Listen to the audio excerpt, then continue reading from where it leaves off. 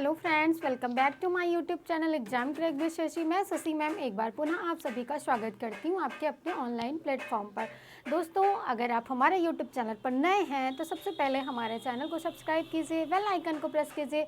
Video पसंद आए तो उसे लाइक और शेयर करना बिल्कुल भी ना भूलिए। हम लेकर आते हैं रोज़ ऐसे यूज़फुल वीडियोज़ खास आपके लिए। दोस्तों, अगर आप गृह विज्ञान विषय से किसी भी एग्ज़ाम की तैयारी कर रहे हैं तो आपके लिए हमारा चैनल काफ़ी ज़्यादा बेनिफिशियल होने वाला है। क्योंकि हम आपको अपने चैनल के माध्यम से फ्री ऑफ कॉस्ट सारा का सारा जो भी सब्जेक्ट कंटेंट है वो प्रोवाइड कराते हैं विद इजी एक्सप्लेनेशन के साथ। तो फिर देर किस बात की, कहीं और जाने की आपको ज़रूरत नहीं है। आप बने रहिए हमारे यूट्यूब चैनल के साथ। दोस्तों, स्टार्ट करते हैं हम अपनी क्लास। पिछली क्लास में हम लोगों ने क्या पढ़ा था, तो हम लोग डाई के बारे में पढ़ रहे थे। हमारी सल्फर डाई हो गई है, रिएक्टिव डाई हो गई है, डेवलप डाई हो गई है, और हमारी एसिड डाई हो गई है, डायरेक्ट डाई हो गई है, बेसिक डाई हो गई। ये सारी डाई हमने पढ़ ली हैं। आज हमको पढ़ना क्या है, तो आज हमें एजो डाई के बारे में पढ़ना है। क्या पढ़ना है, तो आज सबसे पहले तो हमारी एक डाई बच गई थी जिसका नाम क्या था, हमारा एजो डाई। क्या नाम था, एजो, या इसी को एजोइक डाई भी बोलते हैं, एजो या एजोइक डाई। ठीक है, आप लोगों को कंफ्यूज बिल्कुल नहीं होना, इसको एजो या एजोइक डाई के नाम से जाना जाता है। अब अगर हम इसके अन्य नाम की बात करें तो अगर इसके अन्य नाम में हम लोग देखें तो इसे क्या क्या बोला जाता है। सबसे पहले तो इसको एजो डाई बोला जाता है। क्या बोला जाता है, एजो डाई। और क्या इसे बोला जाता है, तो इसे कोल्ड डाई बोला जाता है, कोल्ड डाई। और क्या बोला जाता है, तो इसे आइस डाई बोला जाता है, आइस डाई। और क्या बोला जाता है, तो इसे नेफ्थॉल डाई भी बोला जाता है, नेफ्थॉल डाई। नेफ्थॉल डाई के नाम से भी इसको क्या किया जाता है, जाना जाता है। इसे नेफ्थॉल डाई के नाम से भी इसको जाना जाता है। अगर हम इसकी बात करें तो ये होता क्या है, तो ये हमारी जो डाई होती है ये भी क्या होती है, तो ये जल में घुलनशील होती है। इतने नाम इसको बोला जाता है, तो आप इसमें बिल्कुल भी कंफ्यूज मत होइएगा। चाहे आपसे एजोइक डाई पूछे, एजो डाई पूछे, कोल्ड डाई पूछे, आइस डाई पूछे, या फिर आपसे नेफ्थॉल डाई पूछे, बात क्या है, बात एक ही है। ये होती कैसी है, तो ये भी हमारी कैसी होती है, तो ये भी हमारी जल में अघुलनशील होती है, जल में अघुलनशील होती है, अघुलनशील होती है। अब इसका प्रयोग किसके लिए होती है।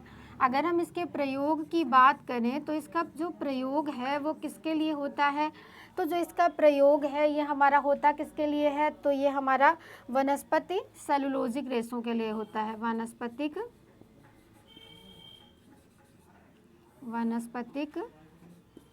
सेलुलोजिक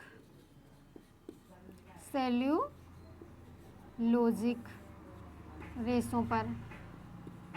और इसका प्रयोग किस पर होता है, तो नायलॉन के लिए भी होता है। इसका प्रयोग किसके लिए होता है, और तो इसका जो प्रयोग है ये हमारा नायलॉन व पॉलिस्टर, नायलॉन व पॉलिएस्टर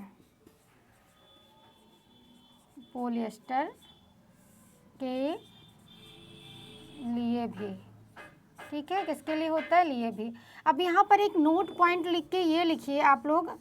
अगर जैसे हमने ये बताया कि वानस्पतिक या सेलुलोजिक रेशों के पर या क्या किया जाता है, प्रयोग किया जाता है, तो सेलुलोजिक में हमारा क्या आता है, सूती भी आता है। लेकिन अगर सूती कपड़ों की हमको क्या करनी है, रंगाई करनी है, नोट में आप लिखेंगे कि सूती वस्त्रों को बीटा नेफ्थॉल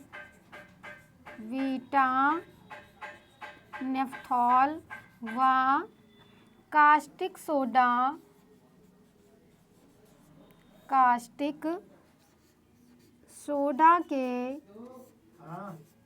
के घोल में डुबाते हैं तब रंगाई करते हैं। ठीक है, ये क्या है, ये जो हमारा पॉइंट है ये याद रखने वाला है। अगर आपसे पूछ लिया जाए कि जो एजो डाई है सूती वस्त्र पर प्रयोग करने से पहले क्या करते हैं, रंगने से पहले, तो वीटा नेफ्थॉल व कास्टिक सोडा के घोल में डुबाते हैं, उसके बाद हम क्या करते हैं, रंगाई करते हैं।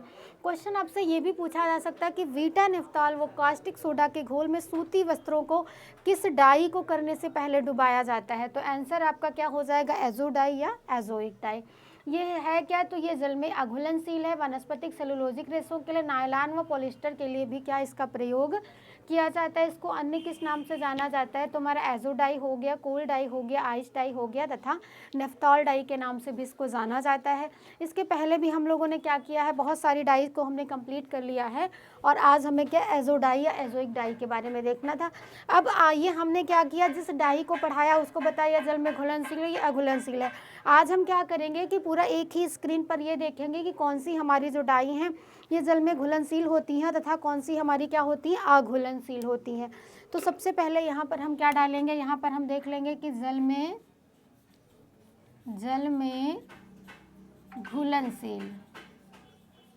घुलनशील डाई, और इधर क्या रखेंगे, जल में अघुलनशील डाई, अघुलनशील डाई। जल में घुलनशील डाई व जल में क्या है, अघुलनशील डाई है।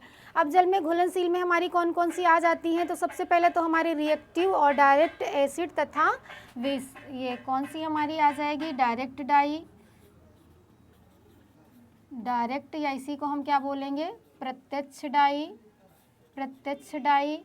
और हमारी कौन सी आएगी, तो और की अगर हम बात करें तो और हमारी क्या आ जाएगी, रिएक्टिव डाई।